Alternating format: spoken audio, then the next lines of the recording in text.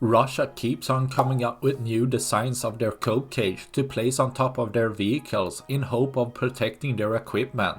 But it becomes easier to avoid these with FPV drones, especially when the vehicle is stationary. While BMP has poor armor, making a shape-charged warhead to penetrate basically the entire vehicle. As Russia almost always leaves hatches or doors open when abandoning the vehicle, the job is made much easier as the blast of the warhead can be done inside the vehicle, causing much more devastating damage over a larger amount of components, often causing an internal fire where the vehicle burns down or blows up as a result, destroying another of Russia's armored vehicle, leaving one less for tomorrow.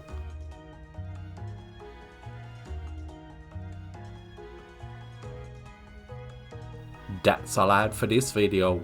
Please like and subscribe for more. Thanks for watching. Bye.